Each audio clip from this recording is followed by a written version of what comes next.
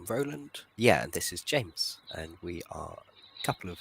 So we met when we were training as counsellors, and yeah, we're here to really talk about our experiences of faith as honestly as we can, and hopefully make it okay for you guys to experience whatever you feel with your faith as well. Both, I guess, the good and the bad, and everything in between. So we've got no idea what we're going to talk about today, and, which is very us. I think we're quite happy with this. We might not get anywhere, but we'll see what happens. So a gentle, it might be a gentle session. We might suddenly plummet somewhere. Who knows? Yeah, James, have you got any ideas since a few minutes ago, or anything that's come up? I think just a few thoughts that were rolling around my head was the thought that part of this whole experience is to be as vulnerable as possible, and so vulnerability was kind of like just playing around in my mind a little bit, and also that how comfortable I feel with the sense of feeling a little bit lost and a little bit unsure, and whether that's sort of like exploring that a little bit. There's a vulnerability to that as well, be not knowing and not being certain about things. Yeah, that there was a sort of like something we were talking about before, where you were sort of saying about deciding what to do with your lives, and it struck a chord with me and made me go, oh yeah, that's on my mind as well. And there's a certain element of being lost and a bit vulnerable and a bit sort of hesitant, I suppose, with all of that too. Yeah, they're big things, aren't they, James? Yeah. They feel like really big things of vulnerability and uncertainty about the future, and uncertainty about what we're going to talk about, and uncertainty about, I guess our faiths as well is in that as well. I was talking with so we've started kind of trying different churches, and we've gone to a few times now, and it's lovely seeing my boys in kind of enjoying the music and things like that, kind of those parts of church. But I was kind of pushing a pastor quite hard on a few things, because I was a bit annoyed at the sermon, as I often get these days.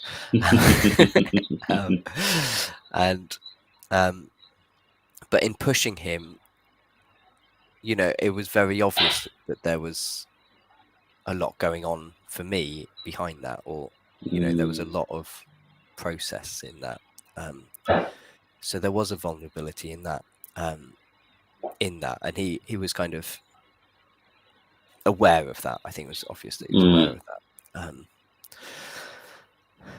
and in that, it was I kind of felt a bit like, oh, he wants to help me,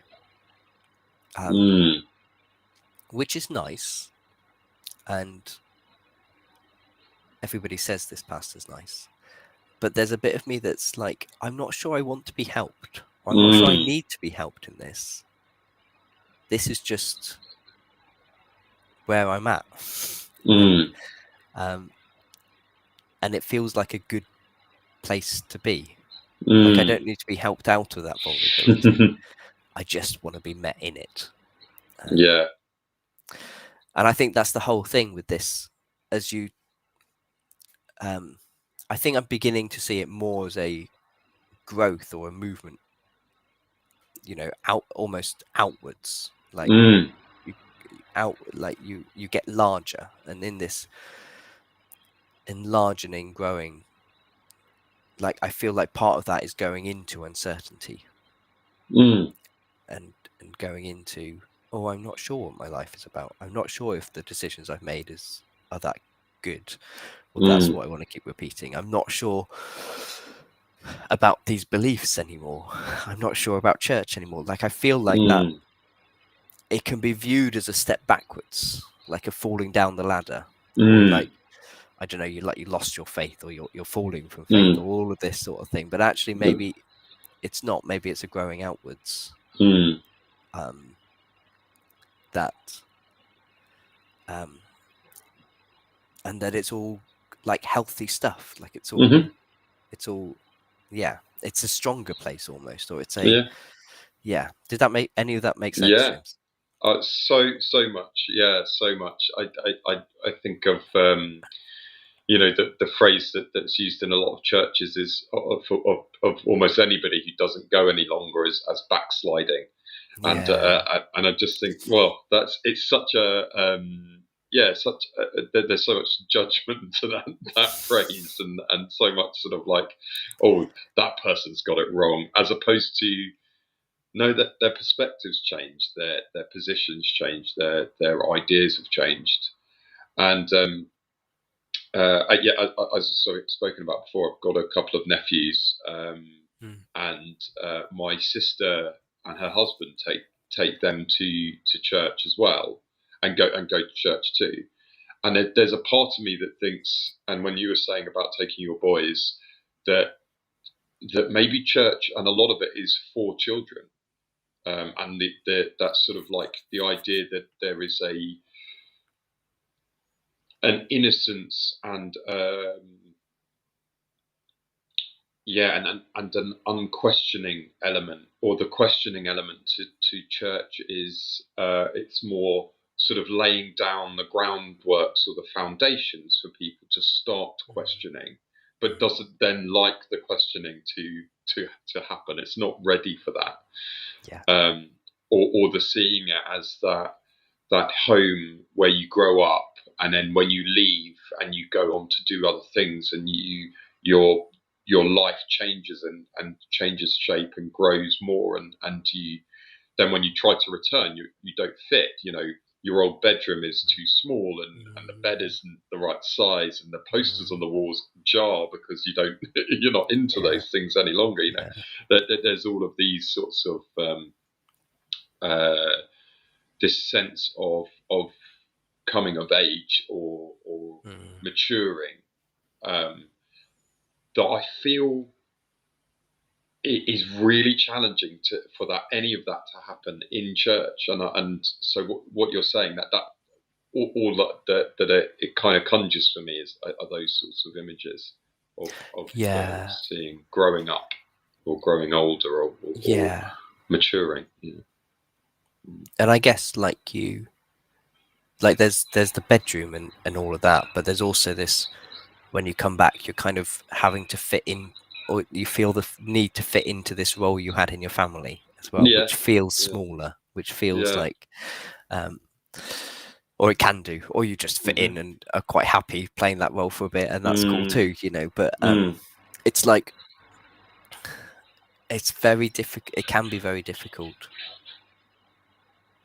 in the family home to then have that growth in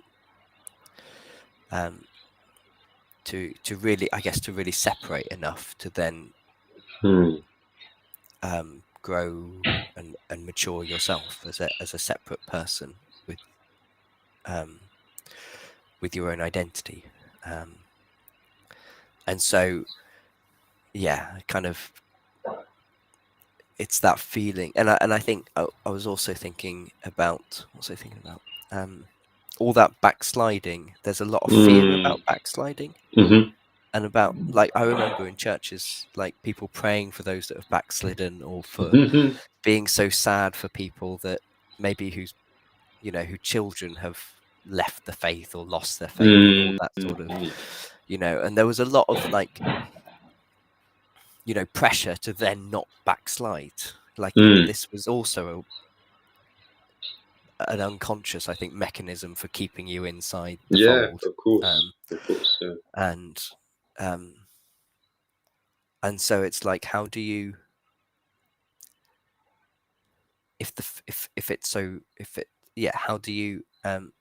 can you be in the fold and not share this sort of certainty or stage, or part of it, and how do you do that? Like when you go home, how do you be part of this family and be yourself in all that you've become? Yeah, and I'm just thinking this word vulnerability, like there is a vulnerability in that, because when you step in, you're stepping into this place of where the rules are about right or wrong, or about certainty, and being uncertain isn't allowed, Yeah. or the rules are about being, I don't know, helpful, or what's the word, kind of productive, or that side of Christianity where it's about practicalities a bit more, serving, or these things. And when you just don't buy into all of that anymore, it's very difficult. Like when you appear as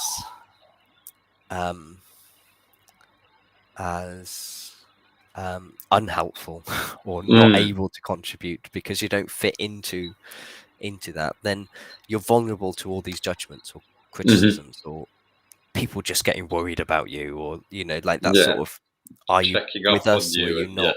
yes, Yeah. So that place of uncertainty can be quite a vulnerable place, especially when it involves you kind of looking back and questioning like your own life, but the life that you lived because you were part of that structure or that sort of code. And your own sort of like part that you played in that before, that you maybe don't have any longer. I wonder when you were frustrated with the sermon and sort of spoke to the preacher about it, whether that was tapping into some of his own uncertainties, or whether his sense of wanting to help you is because he saw, oh, you haven't got like these straight lines of like right and wrong, sort of keeping you safe in your life any longer, and so that's why he felt the need to help. But it kind of that kind of taps all the way into the power dynamic that is inherent in churches, and that is quite, I think, where it's very, very subtle, but it's also quite dangerous, because you, as you said, you wanted somebody just to meet you where you were in your uncertainty and in your questioning, and this person has come with a very different, if we look at the transactional analysis model, okay, outdated though it is, it still holds a lot of water. You're going in an adult form of, is this right? What's going on? And he's coming back to you in parent form of like, it's going to be okay. I'll help you with this. I've got all the answers. That sort of power dynamic. And that's very jarring. Kind of, you feel that, don't you? When it kind of, I mean, I should be clear, the pastor wasn't preaching at the same time, so there was a bit of difference. But that's, and I think it was really, what I found really interesting was this kind of, there's not this like safety of certainty or what's right or wrong, or if you're in or out, like, and whether, I was thinking, like we all have this sort of thing, like are these is this certainty, is this that feels safe, is this really there? And so we kind of buckle down a bit or put up more defenses, and we can't necessarily deal with people so well who are questioning them. And I was also thinking, well, when you began this conversation, you weren't talking about churches as well. And so it's even like you can be out of that context, but it's kind of, it's still, maybe it's a human thing that we want these certainties to give a sense of safety. And when we lose this sense of certainty, it does feel unsafe. It does feel a vulnerable place, even if everything we said as well has truth in it, of it being a place of growth, or a stage of growth, or a enlarging. Like it can still be really hard. Yeah. It can feel it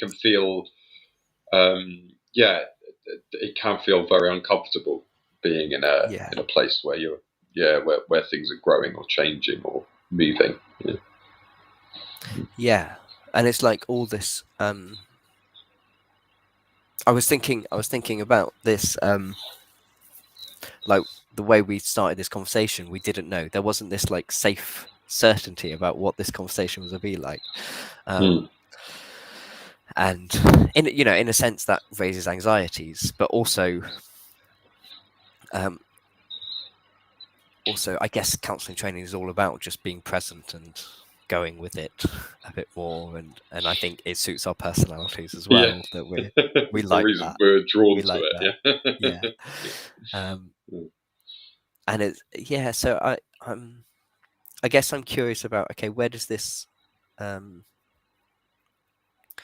certainty and uncertainty and vulnerability and all of that come up for us, and how hard is it, and how do we navigate through all that?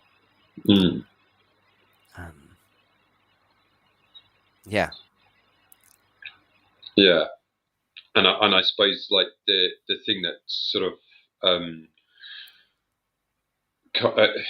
sticking in my mind the most is that is relationship is more it plays a big part in all of this. So and it's dependent on your relationship with the people who are around you. So that I think the reason that we can come into this conversation not knowing what we're going to talk about, not having really a direction, is because we trust one another, and we trust that there is that we're going to look after one another. We're not trying to help one another so much as just be, and being here, and there's a recognition of that, and so there's quite an equal footing, or an equal feeling, and a sense of respect, and a sense of like of honouring one another. But when it comes to churches, you've got maybe that's where when you're coming in, that's how you're feeling towards the people around you, and then what's said and what's done, and or maybe you don't know them so well, and you don't know, particularly with a new church, you're not so sure, or like, well, what are the rules? And there are the overt rules and the explicit rules, and then there are the implicit rules, and then the unspoken rules, and you just think it's a bit of a minefield, and it depends on who you're speaking to at what time. I mean, think about my own experience of church, and depending on who I was speaking to, I would know how. And I don't know how I would know this, but I would know to an extent how much or how little I could trust that person to an extent or be vulnerable with them. I think is rather than trust them, because I could trust them, but it's how vulnerable can I be here and know that vulnerability is respected and not impinged upon, or and someone's not trying to rescue me from that vulnerability, because the vulnerability is good. There's a real goodness to vulnerability, but the only way we can be vulnerable is if we know that we're not going to be attacked, I suppose. It's like, how much can this other person tolerate my vulnerability? Yes. Yeah. Without trying to rescue me from it. Yeah. So I'm wondering, what was I wondering? Oh, that thought's completely gone out of my head. Nope, it's gone. Sorry about Oh, that. sorry. All right, happens to me all the time. Yeah. Oh, that was it. Like you talked about vulnerability being a really good place or a really helpful place. Like, how do you see that? What do you see? So Yeah.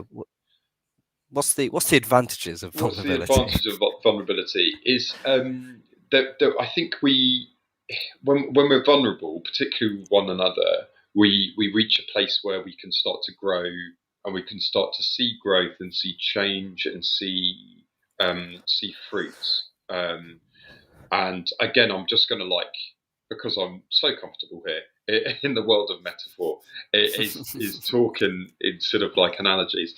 Um, like I think of trees and plants and stuff like that, and so to keep a young tree safe from grazers like deer and stuff like that, they put a fence around it, and that fence can't stay there for the whole time because the tree won't be able to grow. So you have to take that fence down. So there has to be a point where the tree is vulnerable, um, but it has had that time to grow inside that fence, inside the ring. But that doesn't quite suit what I'm saying, because there's a sense of that there's like you can't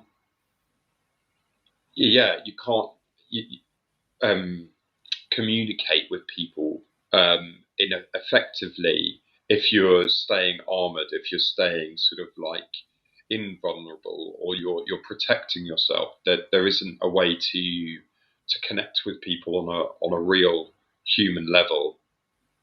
You can connect superficially, and there's certain and definitely in church, and I think thinking about various other the places in life like work and whatnot, where you won't have that vulnerability with people. You won't have that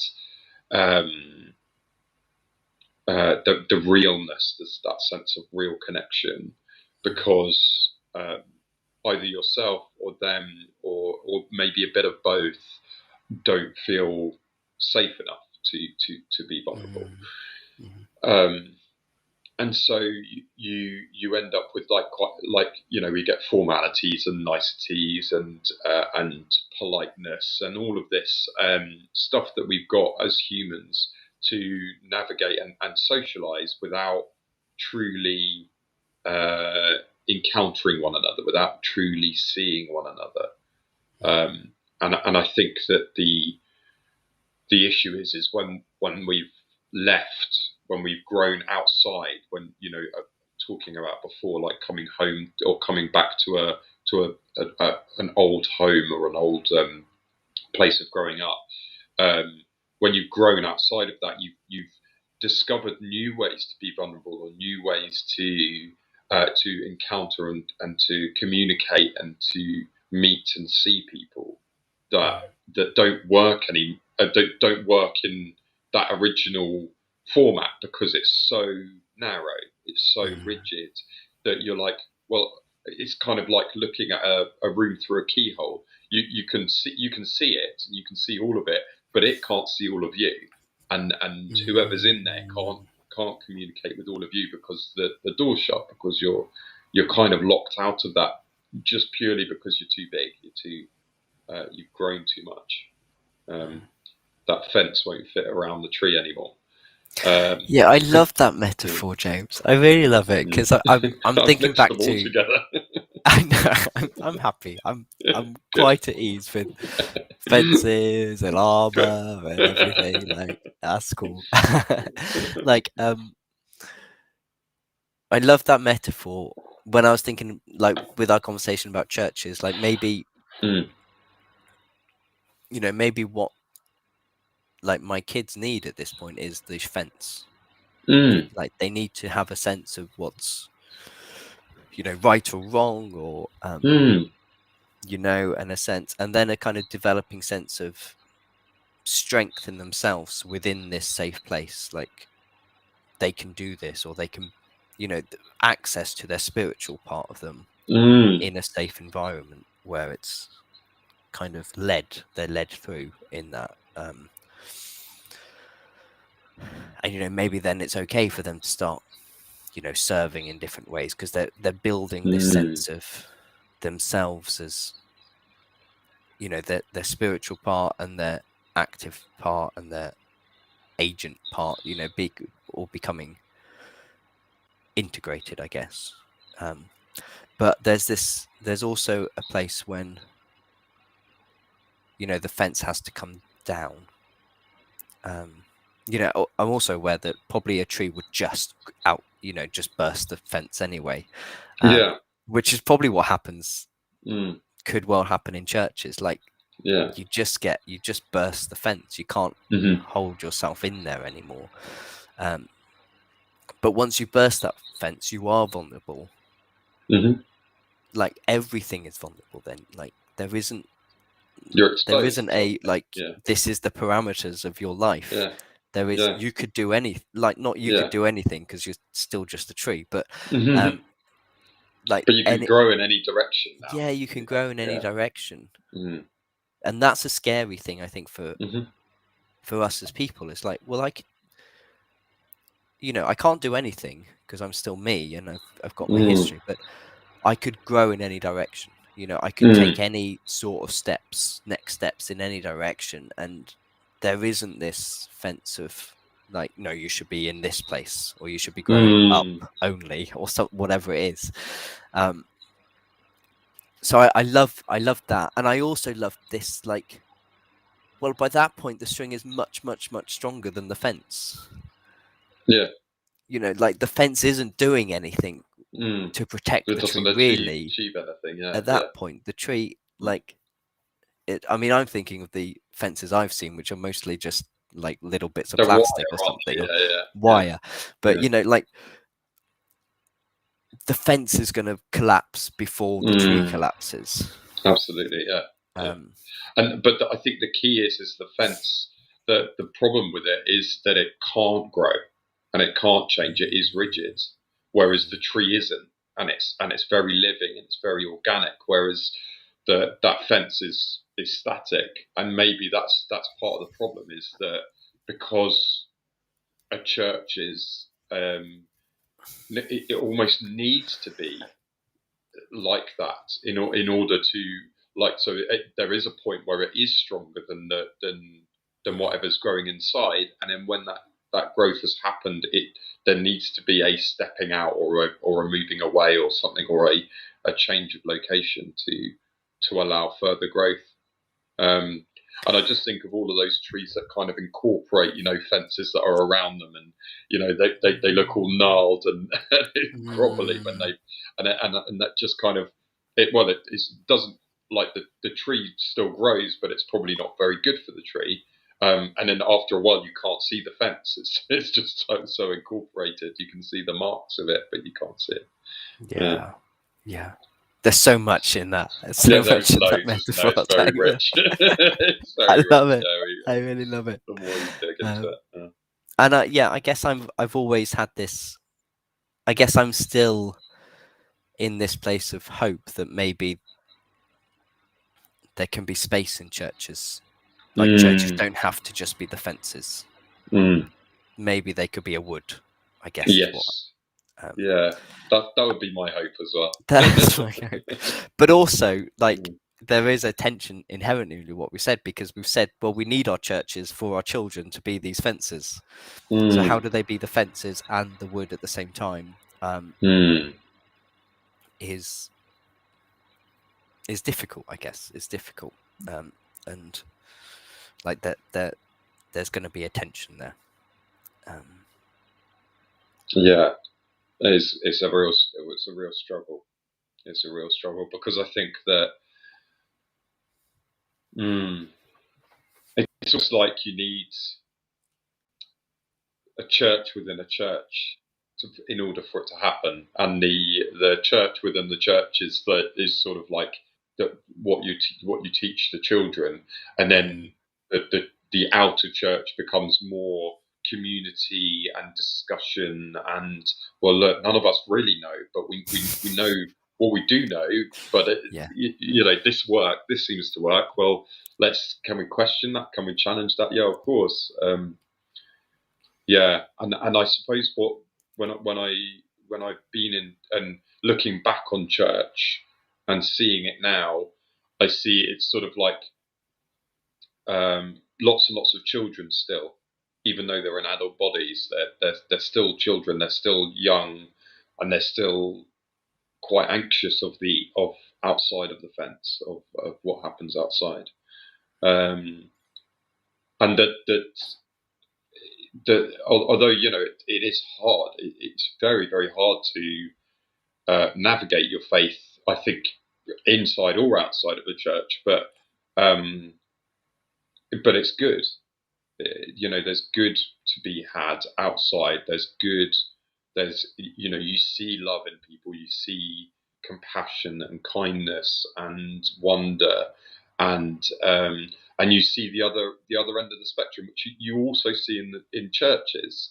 But because it's in church, you kind of go, oh well, that must be the right thing, the right way round, rather than like being able to make your own judgment on it, or allow yourself to grow with it. Yeah. Bit confusing, it is, and it's making me maybe recognize the struggles of inherent in churches, and in any community, like where maybe different people need different things at different times, and how do you support that and also be able to hold everybody in that, and it feels key that this recognition that there is growth, and that and there are times when people need different things, and everything is still growing. Like, I guess that's the fear, isn't it, of this backsliding, is that it's possible not to be growing. It's possible for that tree to kill itself almost, or to just stunt itself. And actually, if we treated people like trees, we realized they're only going to grow. They might be in a gnarled way, but they are going to grow. And which is very much reminding me of Rogers now, of like his potatoes kind of. That's it. This is what they're designed to do. They're gonna do that. But also that you get so many different types of tree and so many different types of woodland. There are certain woodlands that really stifle any ground level growth and prevent anything happening at the low level. And so you almost need not to have children in that environment, because it's toxic for them. And then there are other types of wood where it's so chaotic, and like there are so many different types of trees that there isn't, that there's no real space for anything to grow. So everything's a little bit jarred or stunted, or a little bit, not quite doing the best it can, or the weather's not so great for it. But then you get places where you get some groves of certain trees, and then other groves of other types of trees, and like areas of different woodland, and it's all beautiful, and all of the trees are beautiful, and so it does make me think. And I was thinking about it, and I was thinking, how, like are different types of tree like different types of religion? And I thought, no, not really. We are all just very much like trees, and each tree is very individual and very different. One beech tree is different from the next. One oak tree is different from the next. It's interesting. It does make me wonder. There's a lot to that metaphor. I didn't really even realise when I said it. There is, and what I got from what you were saying was that maybe that is okay. Like, maybe it's okay that some woodlands are messy and some woodlands are all very lofty, but they're not letting anything grow, and some woodlands have a whole hodgepodge of things, and some woodlands are all just one thing. Like, there's an okayness in that all, and I guess in that maybe there's like what we can add to this metaphor is kind of like the trees can move, you know, like it's not that we're just stuck in one place, like every and so like because every woodland is okay, it's okay for the trees to move to different woodlands, and maybe they're not, those woods are not even called churches, like maybe you find kind of faith communities in different ways, but maybe that's like all of that is still like trees growing, still life, and still maybe catering for all the different trees that there are. And giving space for everybody, isn't there? And of course you get trees that grow out all on their own, and they still work. Yeah. They're still trees. Yeah, that's it. That's very true. Yeah. Yeah.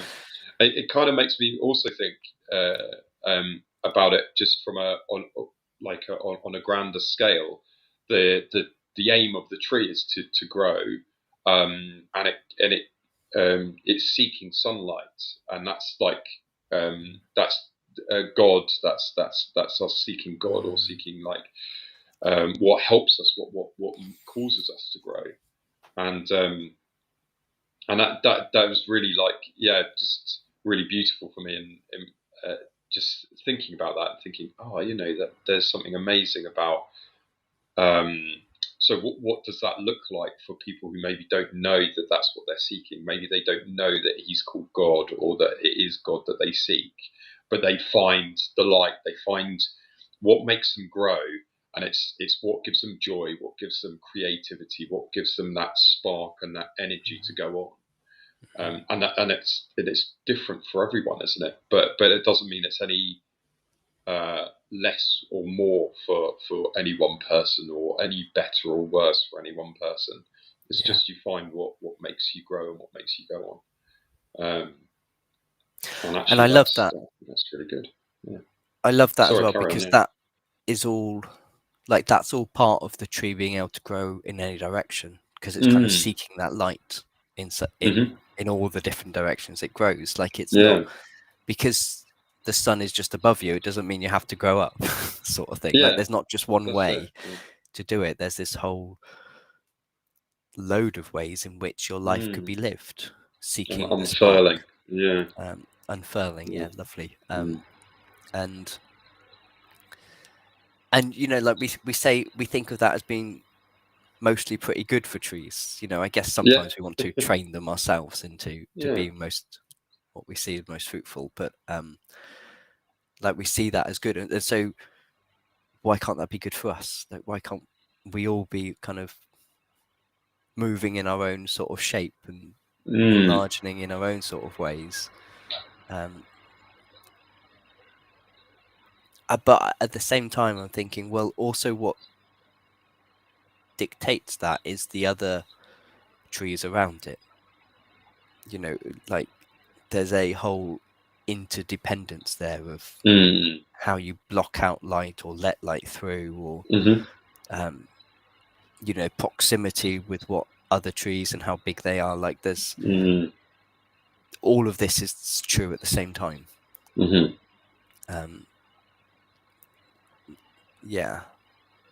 I don't know. I'm getting lost in the woodlands there. No, it's a good place to be. Weirdly, we're quite comfortable with it. I've been lost.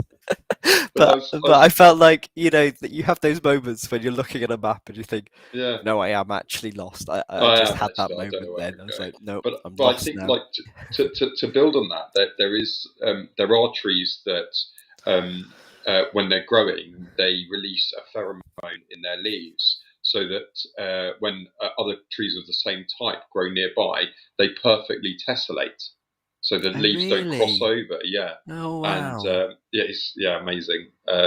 This is why trees are an amazing metaphor for faith and life.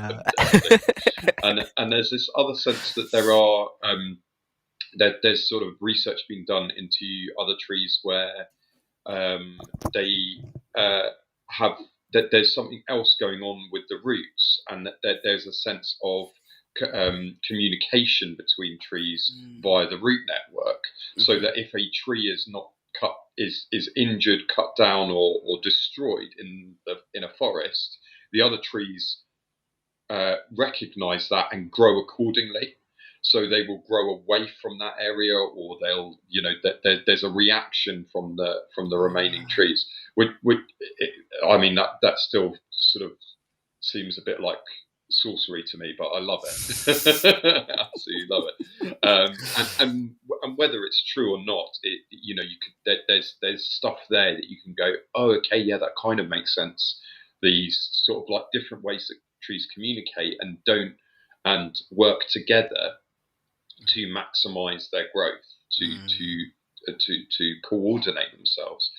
And then you do get other trees that are parasitic, and that or that destroy other trees in the way they grow, and you just think, well, yeah, there's a place for them, but actually you don't want them everywhere, because there would be no more trees. So yeah, it's about not about recognizing where you're going to be most effective, and where you're going to be most effective for those around you, as well as for yourself, and as well as like where you're going to not cause damage to the people around you. So, or the people around you aren't going to cause damage to you. So, I think that we can get caught up on the idea that, oh, this person is toxic or whatever, or this person is bad in whatever. But actually, what it is they're just in the wrong place, or that they're not quite in their desired forest, their desired location. And so I think that it all it all works to sort of like further that metaphor, which is not really my aim, but I'm enjoying it, and too much not to let it go. And you can, there's so many parallels, and you can, and for me it's sort of encouraging to think of things like that, because then, if I'm seeking light, if I'm seeking growth, that's good. That stuff is good. That's not me being selfish. That's not me being like, I shouldn't feel guilty or anything like that, or like there's no reason to shy away from those sorts of things. And that seeking light and growth might be like serious doubt, or serious like I doubt is the best word I've got for that, for kind of like serious like rethinking of everything and questioning everything. Like that can be really deeply part of that search for light,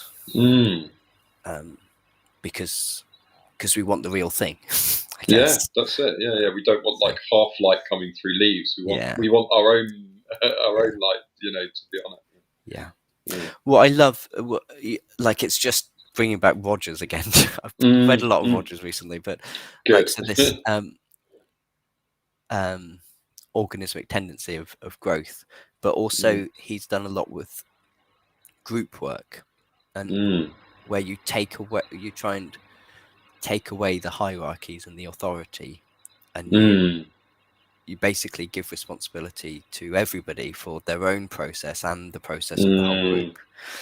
And what he's found, what he says he's found, is that each member does take responsibility for themselves and does take responsibility for the whole group.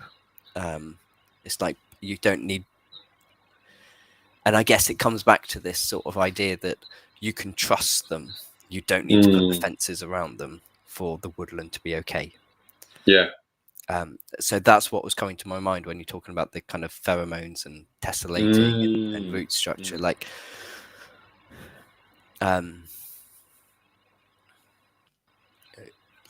maybe there's something natural in us that is about organizing ourselves to grow the most.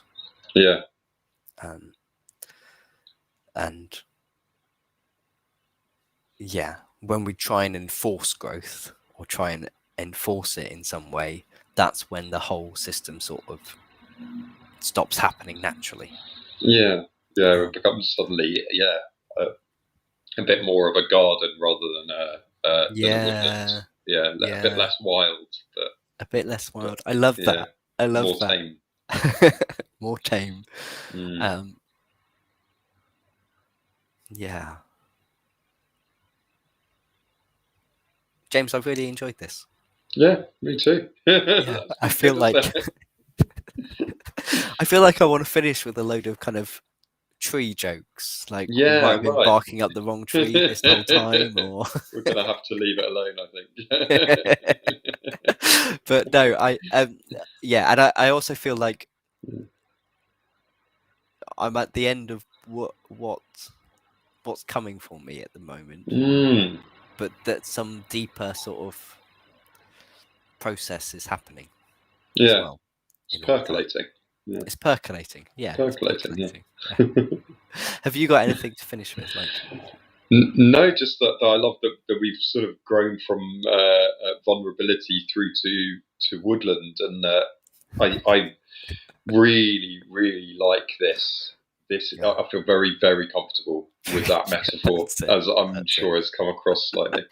But no, I think that's good. I mean, for me, in that the vulnerability is there because, like, there is no armor on those trees. It's in their own strength and their own growth processes that they're happening at each, and there is no like certain end to how this tree is going to shape itself. Or even a certain end that somebody isn't just going to come around and chop it down, you know, like exactly, all of that. But there is something inherently, like, just lovely and strong about that tree, and about that woodland, in its vulnerability. Yeah, that's so. It's like that really vulnerability is it's being still woven into it, isn't it? Yeah. Like when you think about each individual leaf, they are incredibly delicate and incredibly vulnerable, and yet the tree as a whole isn't. It's still strong, but there is still vulnerability in that tree. Yeah. And you need that vulnerability for it to be together with other trees. That like sort of communication, that sort of flexibility together. And movement. Yeah. Oh, I love this. I want to find out more about woodlands now. Yeah. And see how that traces back and go, that's a bit like this, and this is like this. So good. Yeah. So good. Great. Well, thank you very much, James. No problem. And I hope anyone listening has really enjoyed it. Do let us know of any comments or anything you'd like us to explore another week. And I think that's it for us today. Okay, take care, everyone.